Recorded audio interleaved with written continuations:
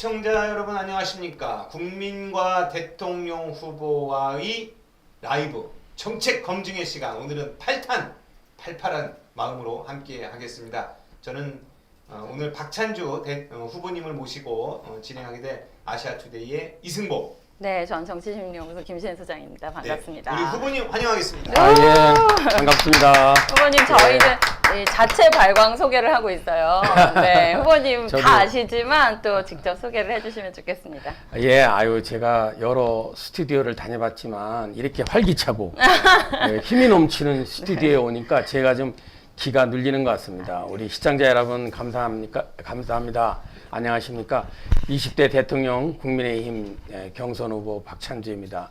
여러분들 뵙게 돼서 너무나 반갑고 오늘 유익하고 좋은 대화가 진행되기를 기대합니다. 고맙습니다. 네.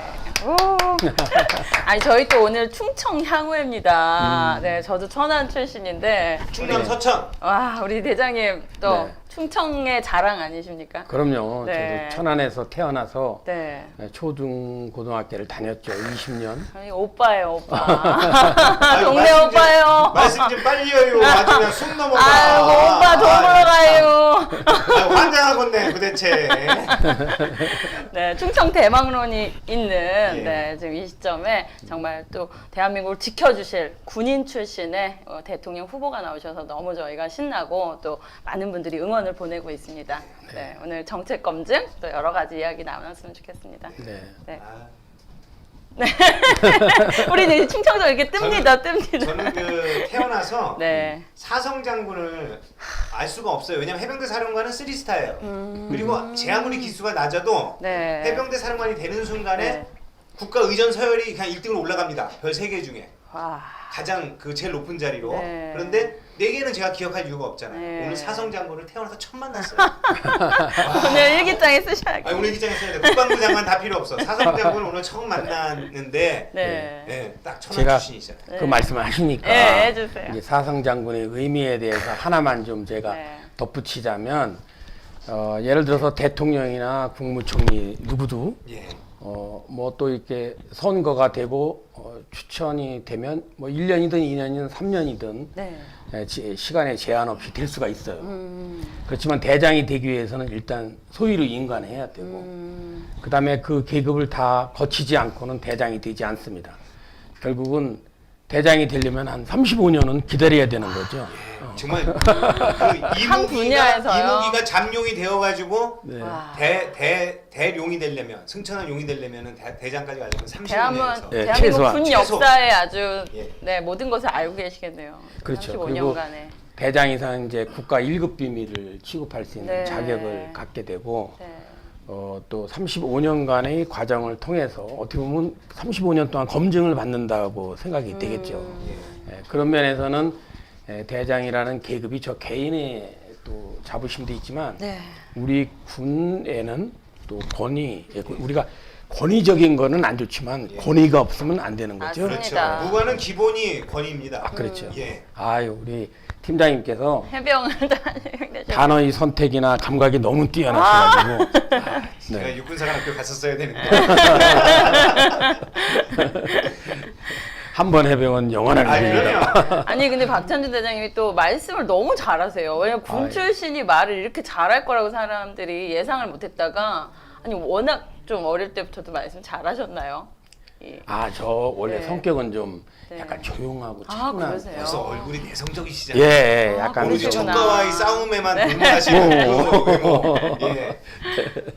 그래서 이제 우리가 흔히 이제 군 얘기를 하면 우리 육군이 이제 공군, 예. 해군과 네. 그 약간의 그런 뭐라 그럴까 경쟁심 예. 이런 게 있죠. 감히 육군한테요? 아니 해군들이? 해병대는 상당히 그래도 강한 군대로 존중을 받지 않습니까? 육군 싫어하잖아요. 육군 계신 분들은. 아유 왜요? 예. 다 좋아하죠. 아유. 제가 여쭙겠습니다. 예, 충남 천안 출생이시고요. 58년도 9월 5일 날 태어나셨습니다. 예. 어제입니다. 예, 아. 어제. 예, 그래서 제가 Happy birthday. 아니 어제가 아니구나. 그제다 그제. 생일 축하드립니다. 그리고 육군사관학교 37기로 입교하셔서 지금 현재 동기로는 이재수 장군님, 아. 전인범 장군님, 조복은 엄기학, 박지만, 그다음에 김영식, 양종수, 신원식 요렇게 지금 이렇게 같이 동기생으로 네. 뭐한 시대를 정말 풍미하셨던 분들이 군에서 풍미하셨던 분들이 같이 동기생입니다. 육사 네. 30지가 제일 잘 나가던 게 있어요. 네. 대통령 아들이 있었잖아. 아우. 네. 거기서 이렇게 아니 딱 내 친구 박지만은 어떤 사람입니까? 아, 제가 사실은 네. 우리 팀장님께서 아마 말씀하시려고 했었을 것 같은데 네. 저는 육군사관학교에 네. 입학을 했어요. 네네. 그러니까 입학해서 한 학기를 다니고 독일 사관학교로 선발이 돼서 그래. 1학년 1학기만 다녔어요. 예. 그래가지고 우리 동기생들을 정확히 잘 알지는 못하는데 우리가 이제 육사에 가면은 교본이라는 게 있는데 이 교본이 이름의 가나다 순이에요. 예. 그러다 보니까 박지만 다음에 박찬주 바로 아니겠습니까? 다음이에요. 바로 예. 다음이라 일반 학과 시간에는 서로 이제 전공에 따라서 흩어지지만 예. 이제 무도 시간, 무도라는 거는 이제 춤추는 무도가 아니라 이제 태권도, 네. 뭐 유도, 예. 그다음에 군사학, 그다음에 체육학 이런 거 배울 때는 이 교본 순으로 묶여요. 그래서 지만이와 같은 교반으로 앞뒤네요. 앞뒤에서 네. 복싱 파트너도 하고 막 이렇게 했는데 굉장히 차분하고 저랑 비슷해요 성격이. 아 그러실 것 같아요. 이렇게 대외적으로 이렇게 활달한 성격은 아닌데 굉장히 차분하고 그냥 자기 관리에 철저한 네. 그런 사람입니다. 아 그렇군요. 아 이런 거 여러분 정말 궁금했지만 어디서 들을 수 없었던 얘기 독사파의 오늘 들을 수 대표적인 분이 있으시네요. 우리 저기 후보님하고 또 김관진. 그렇죠. 그걸 여쭙고 싶었습니다. 예, 그러니까 학교 들어가자마자 이 독일이라는 나라의 가장 큰 특징은 이 기갑이 강해요. 2차 대전 당시에 몽고군은 말을 타고 전 세계를 달렸으면 2차 대전 당시에 독일군은 전차로 전 세계를 그냥 쓸고 다녔습니다. 아프리카고 뭐 유라시아고 전부. 그렇죠. 네. 예, 그래서 독일 기갑이 아주 우수하. 그리고 뭐 지금도 우수하고요. 예, 그런데 그거를 1학년 1학기 때 뽑혀서 와. 교환학생으로 간 거예요. 지금 워낙 얘기로 하면. 탁월하셨군요. 탁월하신 거예요. 네. 실력이 탁월하신 거예요. 지금 좋은 말씀해 주셨는데 네. 우리나라는 보병이 예. 핵심이죠. 네. 그러니까 우리 동기생이 300명인데 인간한 숫자를 보면 그 병과의 세를 알 수가 있어요. 네. 300명 중에 180명이 보병으로 인간했습니다. 예. 52명이 포병으로 인간했고 예. 기갑은 7명이에요. 네. 그러니까 얼마나 기갑이 우리 대한민국에서는 작은 병과인가 느낄 수 있겠죠. 예. 근데 독일군은 반대예요. 네. 어마어마하죠. 기갑이 줍니다, 주. 예. 그래서 제가 이제 독일에 파견 갈 때 우리 학교장님이 육군사관 학교장님이 아실는지 모르겠어요. 정승화 네네. 중장님이세요. 예. 이제 12.12 때 예.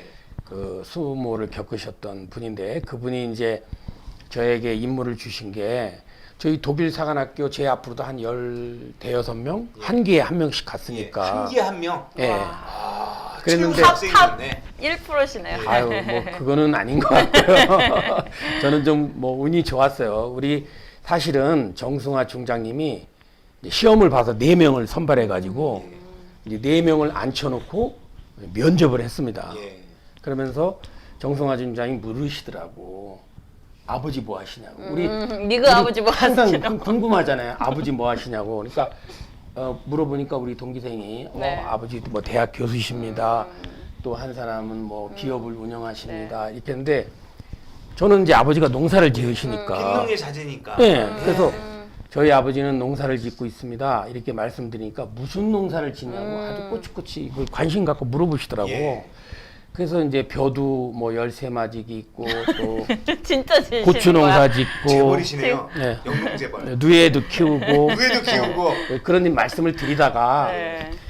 제가 저도 좀 아버지에 대해서 좀 무언가를 얘기해야 되겠다 예. 생각했는데 저희 아버지가 천안에 저희 동네 이름이 사라리인데 사라리의 새마을 지도자였어요. 와, 예. 차라리. 네, 그래서 제가 저희 아버지는 하고 덧붙인 거예요. 네. 저희 동네의 새마을 지도자입니다. 덧붙인 게 아니라 이제 있는 사실을 얘기한 거예요. 임팩트 있게. 임팩트 있게. 효자네, 효자. 아니 아버지에 대해서 뭔가 상할 게 얘기를 없으니까. 그랬더니 네. 이게 팩트예요. 정승화 중장님이 잠깐 네. 이게 마치 모든 행동이 다가 정지된 듯이 2주간 머무르시다가 갑자기 저를 딱 가리키시면서 박찬주 생도가 가라 이렇게 하시고 아버지가 새마을조자이셨던 게 아주 저희가 됐네요, 아주 오히려. 그냥 새마을이 그냥 여러 사람 살리네. 살렸어. 근데 이제 그 중장이지 않습니까? 네. 중장이 이렇게 말을 하면 4명의 생도가 앉아 있고 저 뒤에 소령 한 명이 예. 이제 노트 테이킹을 해요. 그렇죠. 이게 이제 옛날로 말하면 임금이 말하는 거 사초 정리하듯이 그 사관이 붙어 있는 거죠. 그죠, 진짜. 기록하는 예. 거지. 근데 제가 그 소령이 어떻게 했냐면 박찬희 생도가 가라 그러니까 갑자기 이게 깜짝 놀라는 거죠. 깜짝 놀라며 가루하고. 네. 근데 야. 거기서 제가 한 걸음 더 나가서 일화를 소개해 드리면 네. 근데 그때의 관례는 예. 2명의 생도를 뽑아서 주한 독일 대사한테 보내 가지고 네. 이제 주한 독일 대사는 독일 사람이지 않습니까? 예, 예. 그분이 원래 이제 마지막 한 명을 네. 선발하게 돼 있었어요. 그런데 이제 어느 날 이제 저희 동기생하고 둘이 이제 복수로 예. 이제 육군 대위가 인솔하는 찝차를 타고 육사에서 독일 네. 대사관 쪽으로 이동을 하고 있었습니다. 네. 그 이제 중량교를 막 넘어가는데 다리 위에서 갑자기 헌병이 사이렌을 막 울리면서 그때 77년도니까 네. 뭐 차량이 많지는 않을 텐데 막 사이렌을 불리면서 우리가 헌병 백차라 그러죠. 네. 그때 당시에는 이렇게 바퀴에다가 하얀 띠를 두르고 다녔어요. 헌병이 막 와서 우리 차를 쫙 가로막는 거예요. 예. 그러더니 그 중위야 중위 헌병이 인솔장교 대위한테 딱 거수경례를 하더니 외교적 관례를 무시하고 박찬주 생도 혼자 가라는 학교장님 지시입니다. 이렇게 해가지고 완전. 저희 같이 가던 동기생을 헌병이 데리고 육사로 복귀했어요. 근데 결국은 저 혼자 네. 그 주한 독일 대사한테 간 거죠. 와. 근데 그때 독일어를 하셨어요, 그 시기에? 저는 독일어가 전공인데 아, 원래 독일어 전공. 언어가 자유롭지 않기 때문에 그 인소라는 그 대위가 독일 육사를 나온 저 통역을 했죠. 예. 근데 딱 도착해서 그 독일 대사가 물은 첫 질문이 뭔지 아세요? 뭘까요? 궁금해요. 아버지 뭐 하시냐? 아니 독일 사람이 왜 물어요? 그러니까 아, 전 세계 공용어예요. 네, 누가, 전 세계. 제가 누가 지금- 아버지 뭐 하시노는. 제가 그 말씀을 드리고 싶은데 네. 아 아버지가 뭐 하느냐는 중요합니다. 전 세계적인 관심사항이구나. 그거 잘 묻기 쉽지 않은데 서양 사람들이. 그러니까요. 나이가 몇 살이냐, 너 아버지 뭐 하시냐, 너 학교 어디냐 이거 묻는. 근데 사람 그 없잖아요. 저는 상담사인데요, 심리학자인데 아버지 뭐 하시노에 정말 많은 게 함구되어 있습니다. 왜냐면 효심도 나오고요. 여기 보세요. 가정 환경이 네, 가정 환경도 동양적인 사고, 나오고요. 동양적인 사고 방식이죠. 이제 두 번째 질문이 네. 왜 혼자 왔느냐. 예. 그래서 우리 인설장교가 그러니까는 이제 독일어로, 독일어로 영어로 안 하고. 안 하고 독일어. 예. 독일 육사 나왔으니까. 그러니까. 딱 이제 간단히 얘기하면 더 이상 그거에 대해서 논의하지 말고 이 한생도에 대해서 가부를 결정해달라 이렇게 이제 요구를 했어요. 근데 뭐 독일 대사가 어떻게 아니라고 하겠습니까? 제가 아무리 부족해도 그래서 아유 좋다고 그렇게 하라고 그러면서 독일에 가서 좀 열심히 하고 또 한독 국가 간에 앞으로 네. 큰 가교 역할을 잘해줬으면 좋겠다는 그런 덕담을 듣고 왔죠. 네.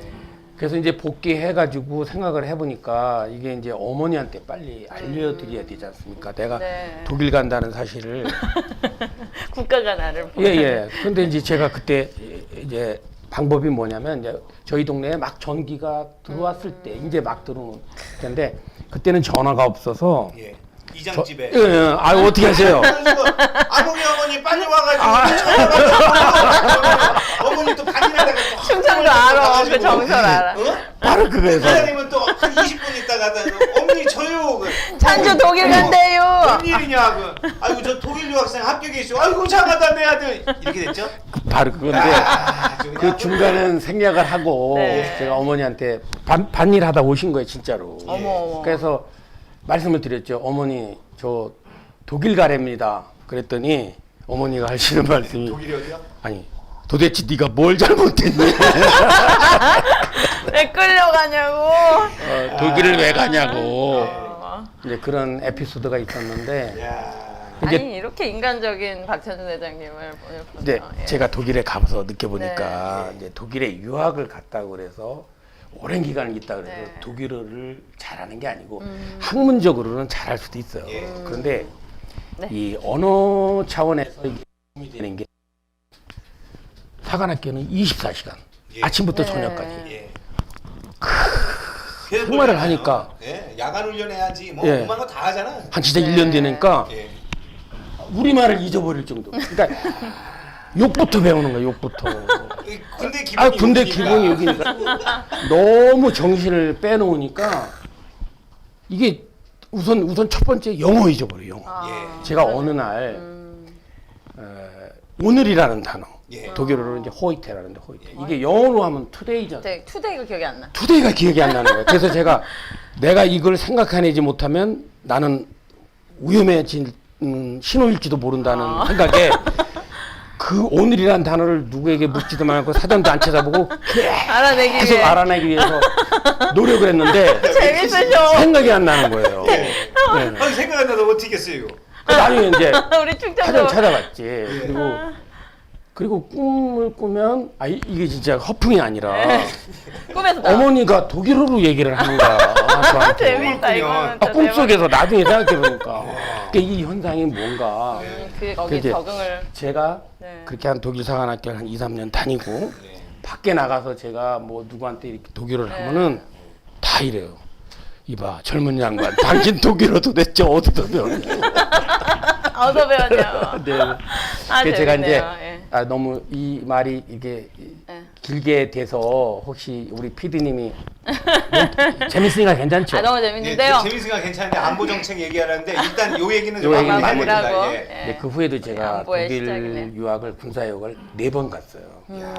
40년 군생활 동안 한 8년을 독일에서 근무했는데 독일 지휘참모대학도 다녔고 네. 이제 마지막 대령 때는 제가 독일에 가서 독일군 장교를 가리키는 교관 됐어요. 3년 동안. 아 진짜요? 네, 그래서 그 한국군 독일과 한국군 장교가 그러니까 또 독일 육사 나온 분들 중에도 이 군사역을 4번이나 간 거는 제가 또 처음이에요. 외교관인 거죠 거의. 거의 뭐 군사역 외교관 수준이지 이 정도 되면. 그러니까 일단 독일어가 너무 유창한 거야. 독일 사람이 들어도 와. 이 사람 뭐야 이렇게 되니까. 야, 저기 네. 뭐냐 커널 박을 보내달라 이렇게 된 거죠. 아, 그죠? 그렇죠. 예, 그런 뭐 딱 찍어서. 독일어로 사가 빨리- 삐어인가요? 삐어? 빨리 저 방향을 전환해야 네. 되겠어요. 지금 자, 첫 번째 우리 대한민국의 주적은 국민과의 누굽니까? 대한민국의 주적은 이제 이게 주적 개념에 있어서 이거 조금 우리가 혼돈을 바로잡아야 돼요. 네네. 네. 북한은 우리의 적이다 이렇게 말하는 건 정확하지 않습니다. 아, 그래요? 더 정확한 군 표현이. 정확한 표현이 아니고 이제 북한은 우리와 특수관계예요. 이중관계. 예. 하나는 화해와 교류, 협력을 통해서 통일에 이뤄야 될 대상이면서 네. 또 하나는 전쟁이 시. 우리를 위협하는 우리 체제를 위협하는 예. 거예요. 제가 말씀드린 게 지금 두 개가 다. 긴장하시면 안 돼. 지금 그 갑자기 북한이 주적이라는 게 아니라 화나서 일어나고 아니. 나가버리려고 그랬어요. 주적 개념의 원래 정의는 예. 북한군과 예. 북한 정권이 우리의 주적이에요. 북한의 군과. 아, 이건 주민은 적어야 우리의 돼. 적이 아니에요. 그래서 우리의 주적 개념은 사실 북한군과. 우리 체제를 위협하는 북한군과 북한 정권이 우리의 아, 그러네요. 적이다. 네. 그러니까 주적 개념은 있는 그쵸. 거예요. 북한이라는 게 다 포함 통칭하긴 그러네요. 네, 그렇습니다. 아, 더 정확한 표현해 주셔서 감사합니다. 정말 그 안보 정책이 너무나 궁금한데 대한민국이 어떻게 보면 이 군을 너무 두려워했던 것 같아요. 문재인 정권이. 그래서 군사 이걸 정말 없애려고 적폐 수사를 너무 강하게 말도 안 되는 저는 시나리오를 썼다고 생각하거든요. 그런 것들을 겪으셨는데 거기 그 얘기와 또 정말 안보 정책 얘기를 좀 해주셨으면 좋겠어요. 네. 그 어떻게 저 닮은 아니요, 네, 제가 아, 이제 그 네, 여쭤 그 다음 예, 저는 질문은, 안 네. 치셔도 돼요. 이제 이해했어. 사실은 네네. 지금 우리 대한민국 안보에 네. 또 여러 층이 있어요. 외교가 네네. 있고. 근데 가장 기초가 되는 게 그리고 최후의 보루라고 하는 게 이제 국방입니다. 사실 네. 군대죠. 군대인데 이 대통령은 제가 여러 번 다른 자리에서 말씀을 드렸지만 2개의 모자를 쓰고 있어요. 대통령이라는 모자가 있고 예. 헌법 74조에 의해서 국군 통수권자라는 모자를 쓰고 있습니다. 네. 이 투캡을 쓰고 있는데 대통령은 국군 최고사령관이에요. 그렇죠. 네, 최고사령관으로서 지위를 갖고 있기 때문에 국민을 향해서는 대통령이 모자를 쓰고 얼마든지 평화를 얘기할 수 있습니다. 그렇지만 통수권자의 모자를 쓰고 군을 향해서는 전쟁에 대비하라고 요구해야 되고 또 그렇게 할 수 있도록 여건을 보장해 줘야 네. 됩니다. 그런데 지금까지 그 문재인 대통령은 한 번도 이 통수권자의 모자를 쓴 일이 없다고 저는 평가를 해요. 그래서 평화라는 단어는 대통령의 언어입니다. 우리 군대를 향해서는 군대의 언어를 가지고 군대의 본연의 임무에 충실할 수 있도록 여건을 보장해 주는 게 대통령이 제일 큰 책임인데 그게 이루어지지 않으니까 지금 뭐 한간에 뭐 당나라 군대니 뭐 이렇게 폄하하지만 제가 가장 우려하는 거는 군대는 전투 조직이에요. 네. 근데 이게 관료화가 돼서 점점 행정 조직으로 가는 겁니다. 지금. 그래서 다시 이 행정 조직을 전투 조직으로 네. 바꾸는 것이 다음 군 통수권자의 가장 중요한 네. 과제가 될 거라고 저는 생각합니다. 네, 라우님 질문인데요. 북한의 비대칭 전력 핵을 어떻게 대비해야 대한민국이 안전할까요? 네. 이 핵 문제를 얘기하면 제가 좀 조금만 길게 네, 설명드릴게요. 길게 해주셔도 됩니다. 우리가 이렇게 얘기해요. 1961년부터 91년까지 군사정권이라고 불러. 예. 92년부터 지금까지 30년이야. 똑같이. 문민정권이라고 부르는데 저는 이 북한이 핵을 가지게 된 이 책임이 문민정권 30년 전체의 책임이 있어요. 1990년 초반에 우리가 핵 위기가 일어났을 때 초기에 잘 대응했으면 정말 호미로 막을 수 있는 건데 지금 이제 가래로 막을 수밖에 없는 상황이 됐어요. 막아지기는 할까요? 이제 그러니까 거기에 대한 이제 대비를 해야 되는 건데 지금 아주 중요한 앞에 질문이 굉장히 중요한 질문인데 이게 단답형으로 말씀을 드릴 수가 없어서 제가 설명을 드리는 겁니다. 그래서 김대중 대통령은 어떤 식이었냐면 북한은 핵을 가지지도 않고 핵 개발할 능력도 없다. 예. 그 시기가 가장 북한이 은밀하게 핵 능력을 고도화하고 있을 때예요. 네. 그러다가 노무현 정부 출범하면서 핵실험을 했습니다. 이 보란 핵실험은 듯이. 그럼요. 보란 듯이 예. 그게 개발했다 이러고. 예, 그렇죠. 전 세계가 경악을 했죠. 그러나 그때 노무현 정부의 또 생각은 뭐냐면 북한의 핵은 우리를 지향하는 게 아니다. 저거는 미국 때문에 하는 거다. 라고 남의 일처럼 또 생각을 한 거예요. 그렇게 해서 이게 흘러나와서 문재인 정부 출범해서 지금 4년 반이 지났잖아요. 4년 동안 정말 그 가짜 평화, 노름 평화쇼 하는 동안 북한의 핵무기는 2배로 증가했습니다. 근데 이 핵무기도 중요하지만 더 중요한 건 투발수단이에요. 투발수단. 핵무기를 던져서 상대편에게 이송시키는 떨어뜨리는. 예. 그 비행기가 됐든 미사일이 됐든 네. 미사일도 어떤 미사일이냐. 예. 또 뭐 잠수함에서 발사하느냐, 어디서 되느냐, 장거리냐, 정밀도 이게 가장 중요한데 투발 수단이 엄청나게 고도화됐습니다. 예. 그래서 저희는 이제 지금은 두 가지를 대비해야 돼요. 하나는 북핵 폐기를 위한 노력을 계속 이루어져야 됩니다. 어떻게 해서든지. 예. 그렇죠? 네. 그다음 두 번째는 핵 위협이 현실화됐어요. 이 현실화된 핵 위협을 우리가 대비해야 돼요. 근데 이제 제가 가지고 있는 구상은요. 제가 좀 간략하게 말씀을 드릴게요. 저는 6개 공군 외에 미사일군을 창설할 거예요. 미사일군. 그래가지고 대한민국을 우주와 영공으로부터 전방위적으로 방어할 수 있는 미사일 방어 체계를 갖춰야 돼요. 와. 예. 우리가 이제 아이언돔이라는 얘기도 많이 쓰죠. 네네. 이스라엘에. 네. 그거보다는 좀 개념이 더 확장된 개념인데 전방위적인 이스라엘은 작으니까 아이언돔 해도 돼요. 해도 되죠. 예. 우리는 크잖아요. 예, 크죠. 그래서 전방위적인 미사일 방어 체계를 갖추고 예. 또 저는 진짜 그런 생각 갖고 있어요. 12시간 안에 예. 북한의 국가 기반을 완전히 무너뜨릴 수 있는 수준의 충분한 미사일을 확보할 겁니다. 예. 원점 타격을 위한 예, 원점뿐만이 아니에요. 예. 주요 시설. 예, 북한 전체가 다 무너질 수 있게. 그래서 유사시에 어쩌면 이 미사일군의 단독 작전만으로도 전쟁을 종결시킬 수도 있어요. 예. 네. 그래서 제가 그런 체제를 갖춰야 된다는 게 생각이고 예. 또 북한의 핵 폐기가 계속 이게 지연되고 할 때는 우리가 미국의 핵 우산이 있다고 하지만 예. 우리가 그걸 신뢰는 하지만 계속 불안하지 않습니까? 네. 그래서 북한의 핵 폐기가 이루어지지 않고 계속 고도화가 진행된다면 저는 전술 핵의 재배치도 신중하게 검토해야 된다 이런 네. 생각을 갖고 있습니다. 예. 이 전술핵은 원래 우리가 갖고 있었어요. 예. 갖고 있다가 한반도 비핵화를 위해서 전부 철거를 했던 겁니다. 근데 우리가 가진 게 아니고 미국이 갖고 있었더죠. 예. 그 철수한 그 전술핵을 다시 한반도에 들어올 수도 있다. 지금 현재 철수한 핵이 어디가 있을까요? 후텐마 기지에 있을까요? 여러 군데 있죠. 여러 군데. 네. 예, 여기서 말하는 후텐마 기지는 사실 우리가 그 일본, 네. 일본 남쪽에 있는 후텐마 기지라고 이 태평양에 아주 그 보루입니다. 네. 그래서 우리가 유사시 그쪽에서 오키나와 이쪽에서 올라올 때 나오는 발진 기지거든요. 제가 또 긍정도 네. 부정도 하지 않는 이유가 네. 제가 대장으로서 1급 비밀을 취급하다는 사람인데 네. 특정하게 구체적으로는 제가 네. 말씀을 안 드리더라도 네. 야 박찬주 대장이 그것도 모르나 이렇게 그렇게 생각할 생각 안 합니다. 왜냐하면 절제하고 계시다는 게 충분히 네. 느껴지시거든요. 시청자분들께서. 예. 그냥 국민으로 이렇게 전 새아이 엄마인데 우리 아이들 안보가 너무 걱정되는데 박찬주 대장님이 대통령이 되든 국방부 장관이 되면 안심하고 잘 수 있겠다 이런 생각이 듭니다. 아 예, 제가 네. 그래서 국민들이 너무 불안해요. 김두현님이라고요. 제1연평 해전에서 부정장으로 근무하면서 북한과 교전을 직접 했던 해군 OCS 91차. 예, 91차 후배입니다. 저한테는. 예, 근데 박찬주 후보님 군인으로서예요. 통제국가와 자유국가의 차이는 어떤 점인가요?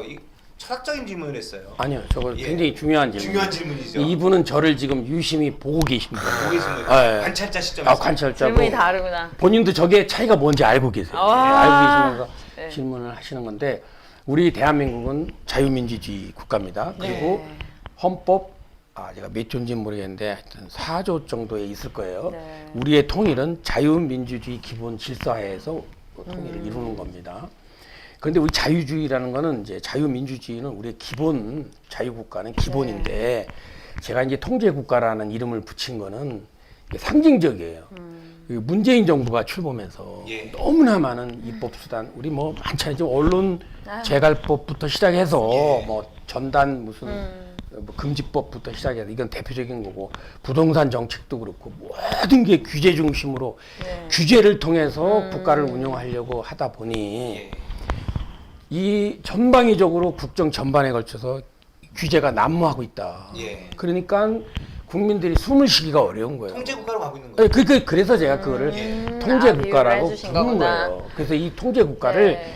다시 자유를 우리 돌려드려야 된다는 네. 거예요. 우리 국민들께. 맞습니다. 군대도 자유가 필요합니다. 어떤 자유? 훈련할 자유가 필요하지 않습니까? 예. 그런데 지금 우리 군이 안타깝지만 정부의 평화 정책을 지원한다 해서 스스로 훈련을 포기하고 아유. 지피를 폭파시키고 철조망과 지뢰를 일방적으로 걷어내고 이렇게 태세 이완을 하지 않습니까?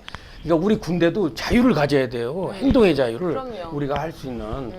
그래 이제 우리가 정전 협정이라는 게 있어서 70년 동안 잘 뭐 오고 있는데 예. 여기에 또 남북 군사 합의라는 또 추가적인 억제를 만들었어요. 그래서 지금 우리 군대가 남북 군사 합의로 인해서 제일 지금 뭐라 그럴까 이 어려움을 겪는 게 뭐냐면 전방에 배치되어 있는 부대들이 정찰 감시 수단을 지금 가동을 못해요. 사실은 이 군비 통제에 있어서 투명성을 제고하려면 상대편을 서로 봐야 돼요. 그렇죠. 그래야 서로 예. 그렇죠. 무슨 일이 없을 거다 생각하는 거지. 예. 근데 지금 눈을 가리고 있으니까 휴전선 후방에 도대체 무슨 행동을 하는지 알 수가 없으니까. 그래서 제가 경고하는 게 이게 남북 군사 합의가 정치적으로 어떤 이점을 줄 수도 있겠지만 유사시에는 아주 치명적인 위기를 불러올 수도 있다고 자꾸 저는 그걸 항변을 하는 거예요. 그리고 이제 중심 지역이라 해서 우리가 저 깊숙이는 그 미국에 우리가 많은 부분 정보를 의존을 해요. 네. 그건 사실인데 그래서 이제 오히려 저 뒷부분은 잘 들여다보고 있어요 지금. 인공위성으로 뭐 샅샅이 보고 있죠. 그 인공위성뿐만이 네. 아니라 이제 우리 정찰 위성도 있고 또 정찰기가 아주 고고도로 예. 떠서 다 보기 때문에 다 들여다보는데 오히려 수도권에서 가까운 한 20-30km 예. 그 부분을 지금 우리가 정확하게 들여다보지 못하는 게 지금 위기를 불러올 수도 있다. 그것도 일종의 자유지 않습니까? 군이. 그런 사실, 의미. 예, 맞습니다. 진짜 그 정부의 그러니까 대통령이 하는 그 발언과 국군 통수권자가 갖고 있는 발언이 달라야 되는데 달라요. 네. 군인들 중에 왜 그러면 자꾸 이런 식으로 직장 생활만 하는 군인들만 있습니까? 이게 주식회사 국방부의 모습 이게 맞는 얘기입니까 지금? 진짜 질문. 멋있는 표현이신데 주식회사. 제가 이제 우리 군대가 관료화되고 있다는 거예요. 예. 그러니까 원래 일반 공무원은 근무하는 겁니다. 예. 우리 군대는 복무하는 거예요. 복무하는 거죠. 네, 복무하는 목숨을 거예요. 바쳐서. 목숨을 바쳐서. 예. 그리고 일반 경찰도 저희 아버지도 저 경찰로 지리산 토벌을 참가하셨지만 예. 위험하다 싶으면 경찰들이 저기 사표 내고 가요. 예. 막뭐 인생 말릴 걸리는- 수가 없어요. 네, 그거는 무슨 처벌할 수가 걸리는군요. 없어요. 그럼 위험한데. 근데 군인이 예. 아유 저 그만두고 가겠습니다. 예. 지금 아니 만약에 어느 중대장이 예. 아 이건 뭐 I'm 피해가 sorry. 크겠는데요. 바이바이. 예, 저 예. 가겠습니다. 예. 그럼 누가 질문하면 네? 제가요? 또 가라 그러면 지금요? 네. 그런 책임감이 문제가 또 생길 완전 수도 있다는 다르네요. 거지. 예. 그래서 우리가 관료화되고 있다는 게 뭐냐면 지금 우리 군인들이 전투 조직으로서 싸워 이길 수 있는 준비를 갖춰야 되는데 예. 그냥 아침에 출근하고 저녁이면 퇴근하고 나는 봉급이 탁탁 나오니까 삶의 질을 높이고 가정과 함께 사명감이 행복하게 줄어들고 이렇게 되는 이제 이렇게 젖어 있다 보면 큰일입니다. 이게 이제 역동성도 떨어지고 네. 의지도 꺾이고 전투 의지도 없고. 네. 예, 주적 개념도 무관이 무관답게 대접을 못 받고 네. 무관이 무관답지 않을 때 역사적으로 항상 큰 전란이나 네. 예, 그 변란이 있었습니다. 네. 그렇죠. 예. 그럼요. 가장 가슴 아픈 지금 현실이고요. 네. 다음 질문이에요. 통 큰 누나의 질문입니다.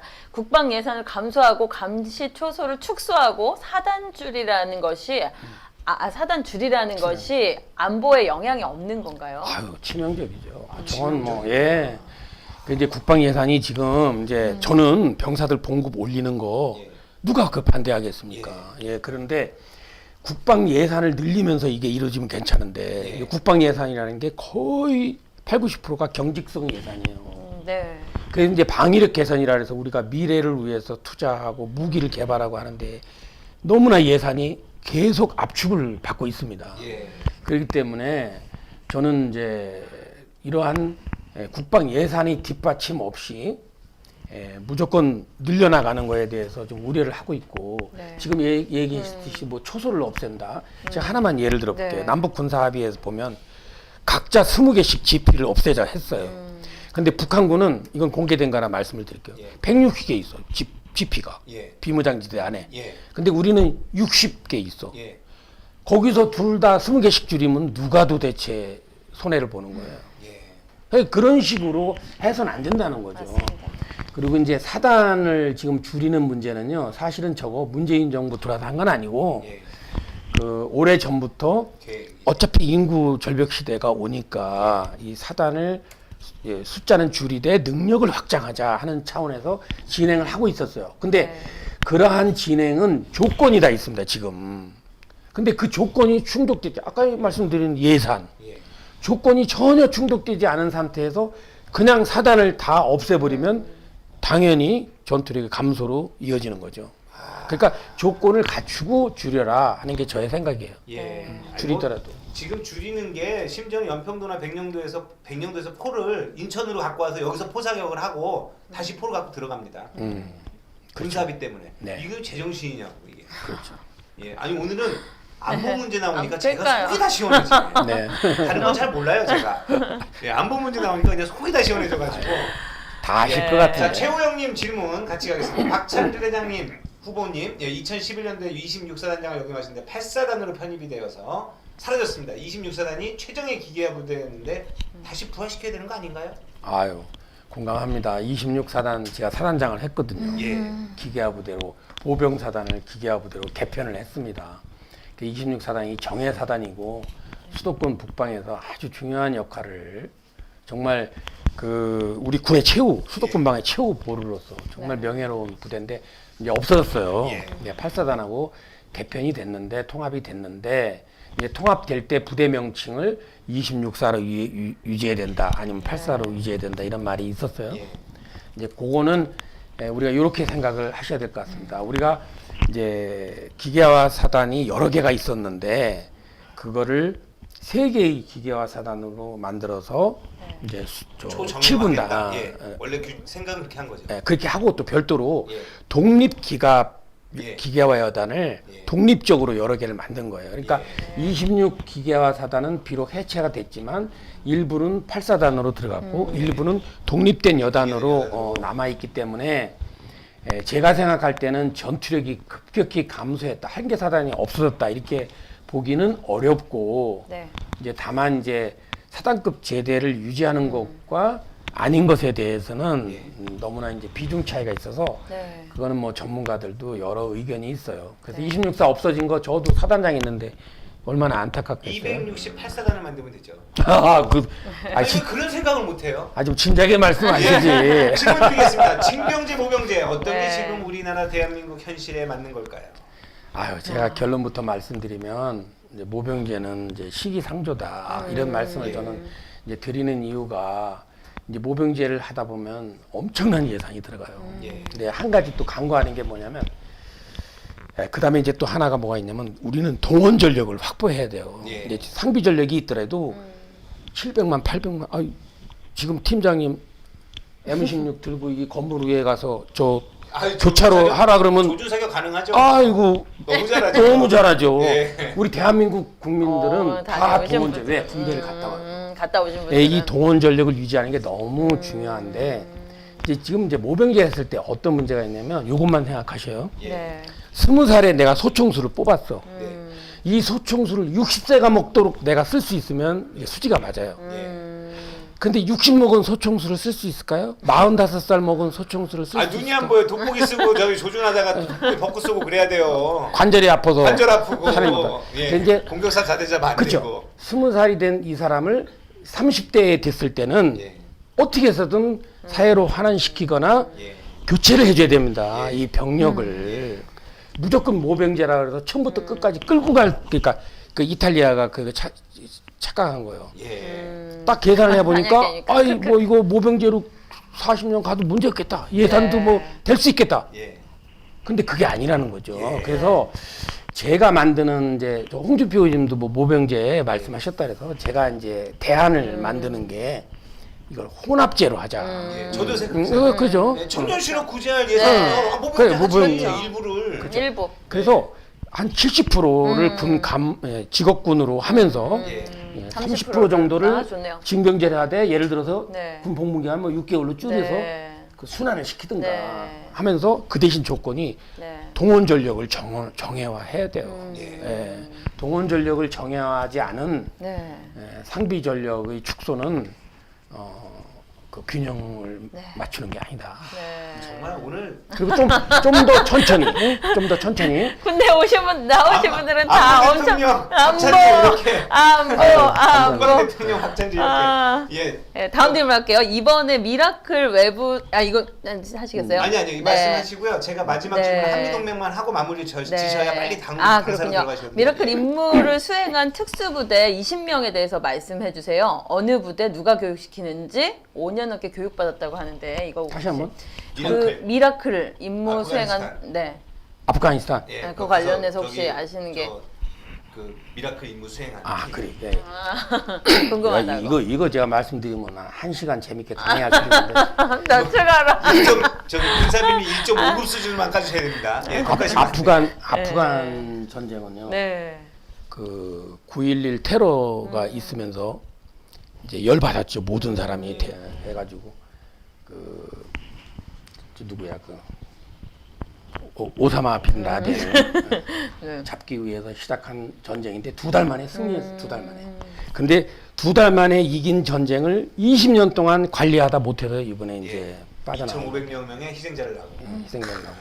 그런데 사실 2달 만에 전쟁을 이긴 거에 그 핵심은 특수부대 몇십 명이에요. 예, 맞습니다. 이분들이 뭘 갖고 있냐면 요거예요. 요거 위성전화.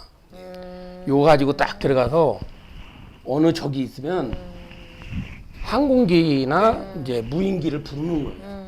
그래가지고 8계단 좌표만 찍어주면 8계단이면 10m 오차잖아요. 네. 아시잖아요. 네. 8계단 좌표만 찍어주면 30분 내지 1시간 후에 와가지고 폭탄을 하나를 빡 터뜨리면 다 없어지는 거예요. 심지어 폭탄에 신관이라는 게 있어가지고 전쟁이 그렇게 신관이 쉬운 가지고 거구나. 폭탄 앞에 이렇게 조그만 게 뭐가 나와요. 네. 그러면 그냥 뭐 3m 정도 콘크리트는 그냥 뚫고 들어가면 되는데 이런 거를 모르잖아요, 국민들이. 모르죠. 펜저 파우스트 이런 게 다 그런 신관이 앞으로 장착돼서 나오거든요. 네. 예, 그래서 그게 딱 그 말씀하신 대로 그렇게 딱 조준 사격. 네. 그러니까 지금 이런 부대들이 실제로 우리가 미국에서 다 같이 이렇게 교류하면서 네네. 다 배워갖고 오는 것인데 더 이상은 말씀드릴 수 네네네네. 없어요. 예. 아니 권력을 만드는 게 종교, 그다음에 무기, 이 전쟁, 그다음 돈 이렇게 사람들이 생각을 하는데 이 국방과 관련된 것은 사실 권력을 만드는 데 상당히 중요한 역할이죠. 네, 중요하죠. 네, 이번 대선전엔 국방이 어떤 역할을 할 수 있다고 보세요? 이번 대선전에서 네. 그래서 제가 이제 네, 국민의힘에 그 국방 전문가가 한 사람도 없어요.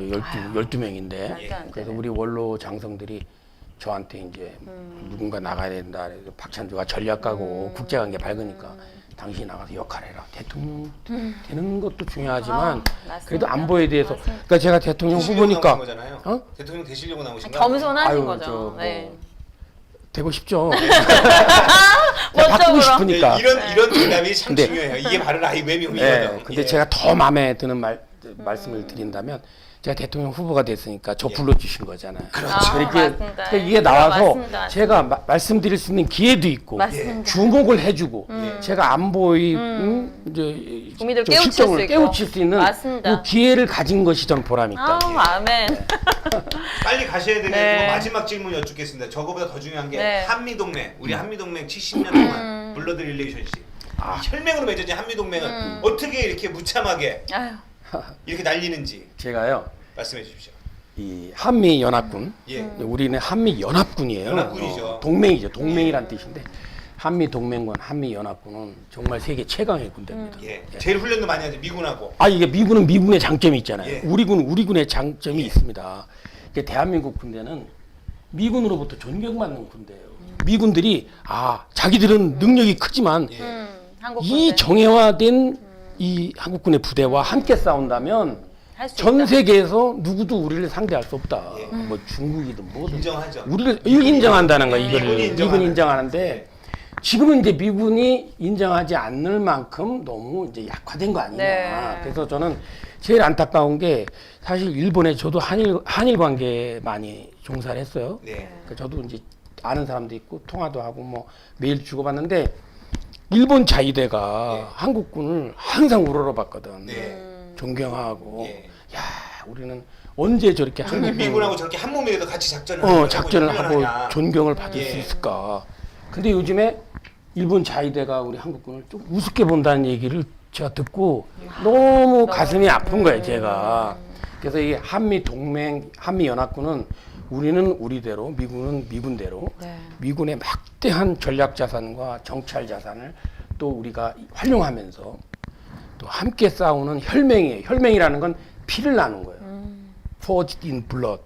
피를 나눈 혁명이기 때문에 이거는 정말 우리가 이 가치를 특히 북한의 핵 위협이 지금 고조되고 있는 이런 상황에서는 정말 이 동맹을 소홀히 해서는 안 되고 네. 네. 동맹의 기초가 뭔지 아세요? 가장 바닥. 무기일까요? 아니요. 신뢰입니다. 신뢰. 네, 서로 간의 모든 동맹은. 신뢰. 한국은 나의 신뢰다. 근데 미국이 줘야 해서 아닌 것 같은데. 아닌 것 같은데 저 사람들 혹시 다른 편 딴 아니야? 마음 먹는 거 아니야? 네. 이런 의심을 준다면은 그거는 굉장히 안 좋은 거죠. 그래서 정권 교체가 너무 필요한 것 필요합니다. 같습니다. 그래서 한미 동맹을 깨려는 지금 저 정권을 하면 시간 관계상 마무리하는 게 너무 아쉽고요. 우리 네. 저 후보님의 가장 큰 공약인 사실 수도권 과밀 억제를 위해서 네. 천안에서 세종까지 네. 500만 네. 그런 큰 광역 도시를 만들겠다라는 생각이 있었는데 결국 그 중원이 확장되어야 나라가 건강해지거든요. 네. 근데 이런 공약들을 오늘 다 이렇게 함께하지 못해서 네. 너무 아쉽습니다. 네. 감사합니다. 네. 오늘 저도 예, 다음에 한 번 더 저 모시고 한 번 더 와도 될까요? 네, 좋고요. 아니 제가- 박찬주 대장님께 하나 아이디어 드리고 싶은 게 박찬주란 이름이 많이 알려졌어요. 저들이 죽이려고 하는 적폐 수사로 그거를 반대로 역공으로 브랜드가 되신 거거든요. 얼마나 국민을 섬기는 모습이 있는지 오히려 기사화를 박찬주는 국민의 을이다 하셔서 그런 모습들을 보여주시면 이 브랜딩이 이미 되셨기 때문에 많은 사람에게 인지도가 더 크게 알려질 거라고 생각이 듭니다. 아유 너무 감사합니다. 네, 박찬주 대장님 우리 충청도 오빠예요, 여러분. 저 후보님 마지막으로 네. 예, 네, 멋진 국민들께. 다시 한번 오늘 초대해 주신 거 너무 감사하고 오늘 제가 너무 두 분 또 시청자 여러분과 함께 저도 좀 기분이 업돼서 좋아요. 제가 좀 희망이 생깁니다. 평소와 다르게 좀 제스처도 컸고 또 그랬던 것 같아요. 그래서 오늘 여러분과 함께 아주 즐거운 시간 보냈고요. 네. 앞으로 남은 대선 경선에서도 공정하고 당당하게 또 또 저의 모습을 계속 보여드리도록 하겠습니다. 여러분 많이 좀 응원해 주십시오. 네. 감사합니다. 아우, 대한민국 지켜주십시오. 감사합니다. 고생하셨습니다. 필수!